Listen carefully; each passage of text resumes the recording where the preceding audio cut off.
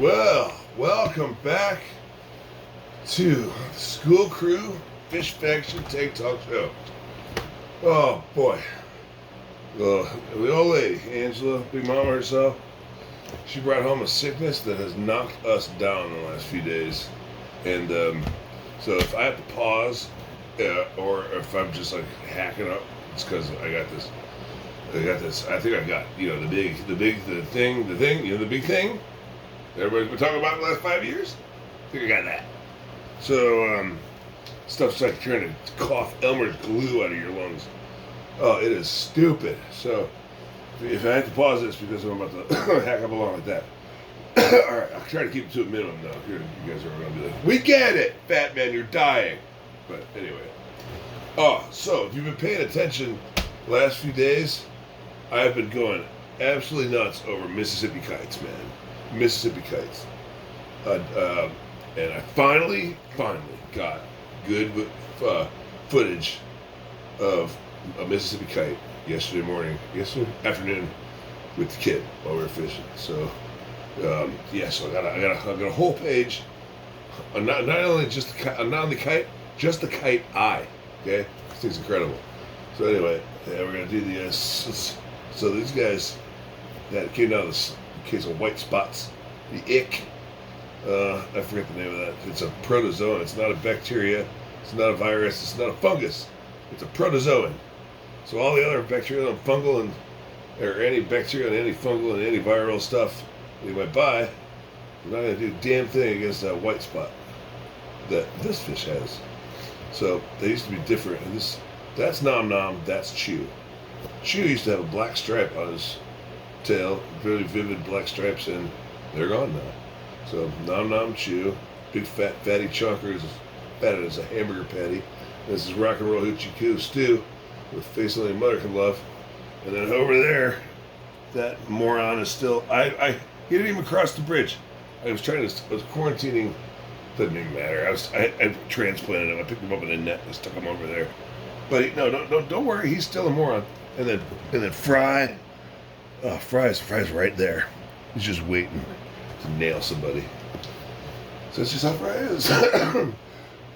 All right, so yes, I'm trying to keep that to a minimum. All right, so yeah, check this out. All right, that is a Mississippi kite.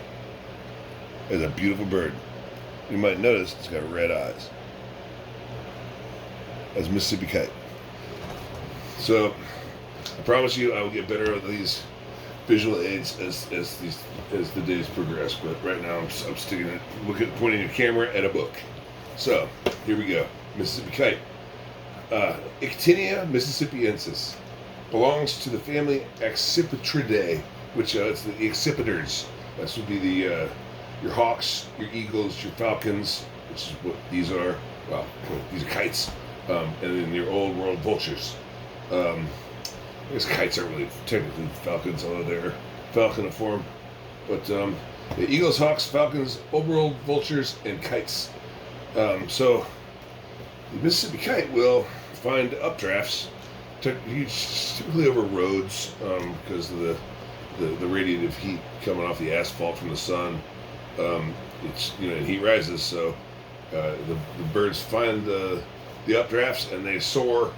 They go circle, up and up and up, and all the while they're doing this, they are looking for their prey.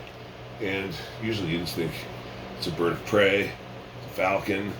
It's going to probably take out other birds like hawks, or it's going to take out mice and moles and voles and stuff like an owl, or it's going to take out fish like an eagle. You'd be wrong on all counts. Okay, this one hunts insects, especially it loves dragonflies. So then you're probably thinking, well, it's a falcon, the peregrine falcon.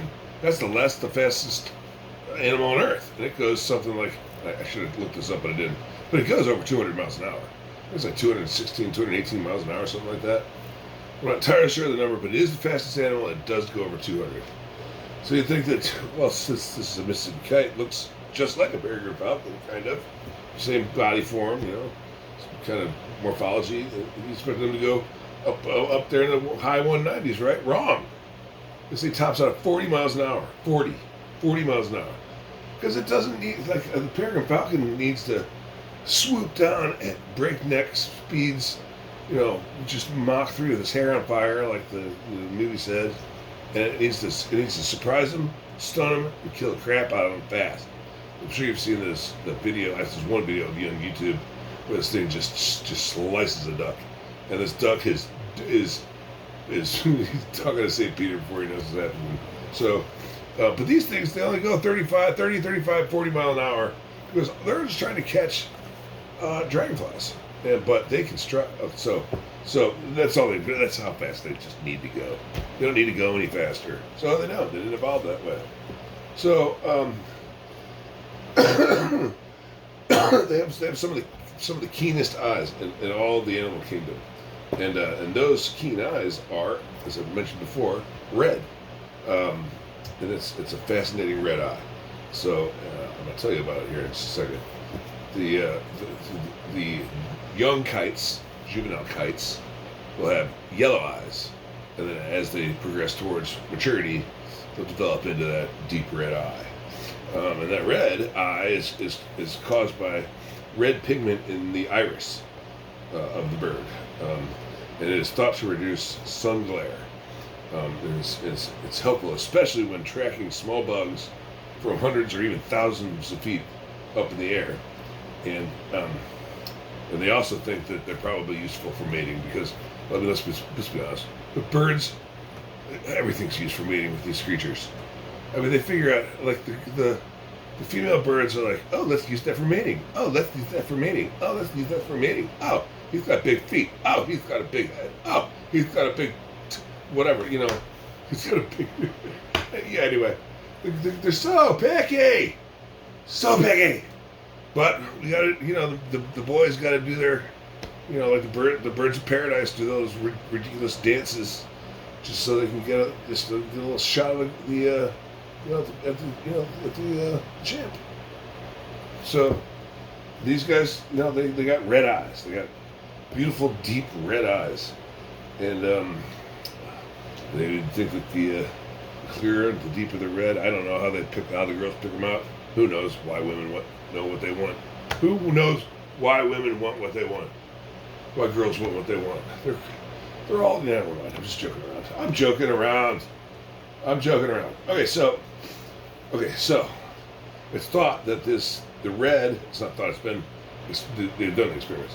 The red irises filter out the blue and ultraviolet light, making their vision much clearer, and they all but totally eliminate any amount of haze or glare, and it happens to sharpen contrast. Okay, because they have these apparatuses called fovea, F-O-V-I-A, fovea, and these are dense photoreceptors on the retina, and they are packed with cone cells, which are the color cells, so they have two fovea per eye. They got a central fovea, which is like the straight ahead, dead on accurate focus, and then they got the temporal fovea, which is like it handles their periphery. So you can kind of think of it as the temporal fovea handling the tracking, like it might squirrel out here and see something, and then once it catches something out of its periphery, and then it spins its pretty kite face and its pretty red eyes in that direction. Then it gets into the field of view of the central fovea,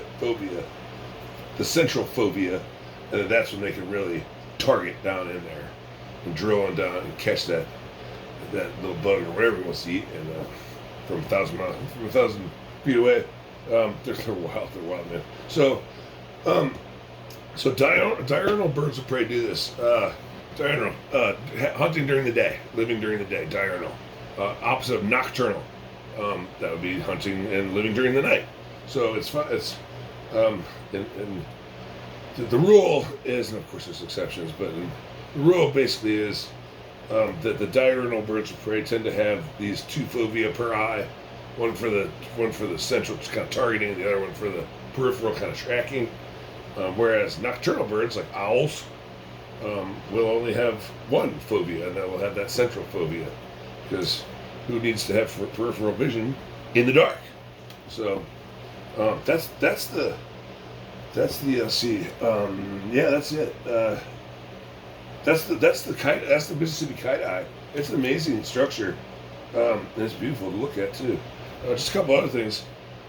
They do migrate, and I thought one of the more interesting things about the kite is they will they'll fly south for the winter, but what they do is they live in semi-solitary existences in like their home range. But what they do is when it's time to migrate, they all assemble in Texas, and they will get together in these flocks of hundreds or thousands of kites, and then once they all meet up there, then they'll take off to go south. And what I thought was really interesting is not only do they gather up with hundreds or thousands of other Mississippi kites, but they'll also flock up with other birds of prey that want to go south too. So they'll flock up with eagles and hawks and anyone else that wants to fly. So turkey vultures do it too. So they all team up and go. And usually these birds of prey are solitary creatures, but when it comes time for heading south, it's safety numbers, and I think it probably has a lot to do with them trying not to get lost. Birds tend to do that. And they got a really good internal compass, and in terms of telling time and looking at the sun and stuff. But wind is what it is, and things get blown off course. So I think it's kind of a migratory evolutionary adaptation that they all kind of head down there and embark together. So, and then I thought it was kind of cool that they can do it's called stoop drinking, where they can no other, I don't think any other bird of prey can do this, but they can come right down to the water and then just open their mouth a little bit, and they can take a little drink as they're flying. They take back off, and I believe they said that they're the only raptor that can do that. So Mississippi kite, it's a gorgeous bird. They soar really high up there. There it is again, the Mississippi kite. It's a beautiful bird. They soar really high up there. So I doubt I'll ever get to see one land, but spring is eternal. It could happen. Yeah, it's a Mississippi kite. It's a great bird. It's a beautiful bird. All that's just for the eye. Maybe I'll do something on the rest of the thing, but I was going to do the wood duck next. Wood duck's a fascinating creature. Fascinating creature. So I was thinking about maybe doing the wood duck next.